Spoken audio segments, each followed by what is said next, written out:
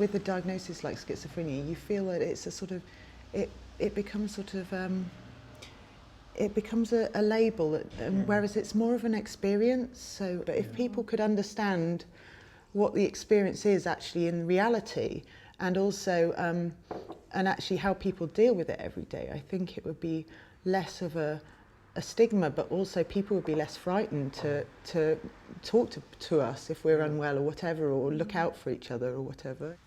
I think if people knew what the symptoms of psychosis were, when they started to get those really strange ideas and thoughts, they'd think, oh well, like, you know, if you're getting a cold, you start to sneeze.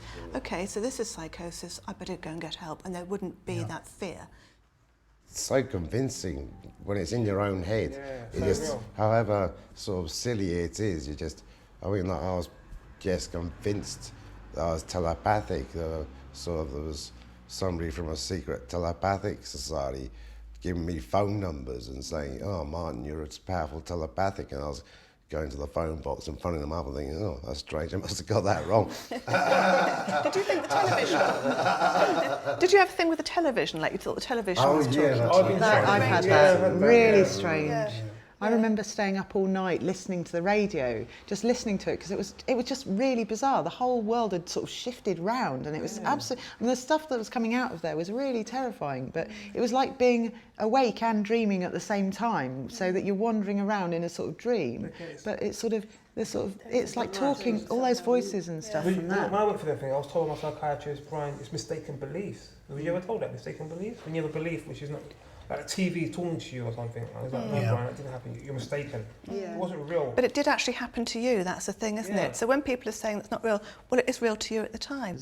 You know, at times when you might experience work periods of really being unwell, and it can be really, you know, you don't want to go out and you don't want to engage with other people or speak to people, because it's like, but then when you get through that, it's such a relief, because you're like, oh, that was what it was. You know? I need time out. I need to be by myself. I need to be locked away. No, Brian.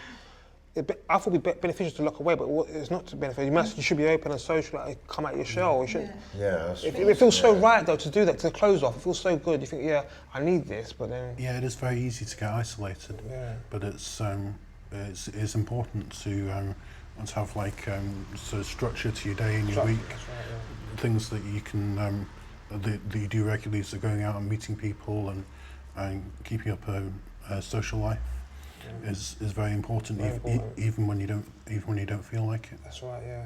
And I think there's like two sides to treating schizophrenia. There's like the medication and going to see a psychiatrist, but there's also the talking side of it, the talking therapies. And I was very lucky to get referred to a cognitive behaviour therapy, which I found very useful in developing like coping strategies and learning to live with my illness and to manage my illness. I used to be very paranoid, so I'd be very worried even just like walking down the streets or whatever, and I think the people were always talking about me, that kind of thing. And the cognitive behaviour therapy really helped me to deal with that.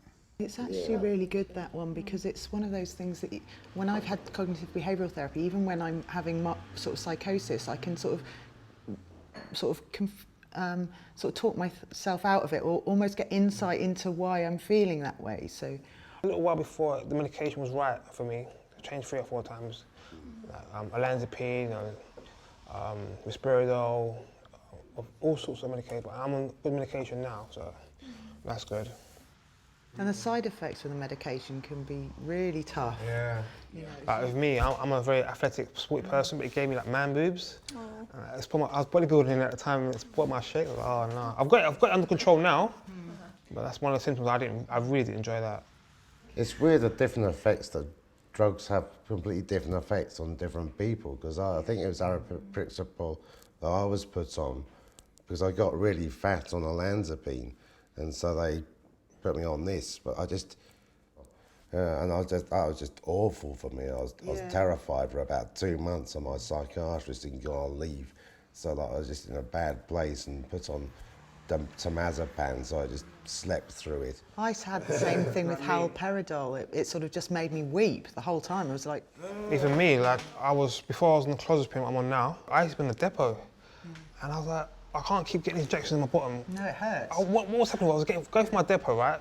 Going home, sleeping for 2 weeks, getting up again, depot. It was depot bed, depot bed, depot bed. I thought, nah, I can't live like this. This has got to stop. No. It kept me very well, but it was like depot then bed, depot then bed. So I was like, oh no. No good, is it? It's just and sleeping the whole time. You know, if you're asleep the whole time with medication, you're not getting out, you're not seeing your friends. You might not be actually having the same symptoms, but you're just, if you're asleep all the time, you know, what's the point?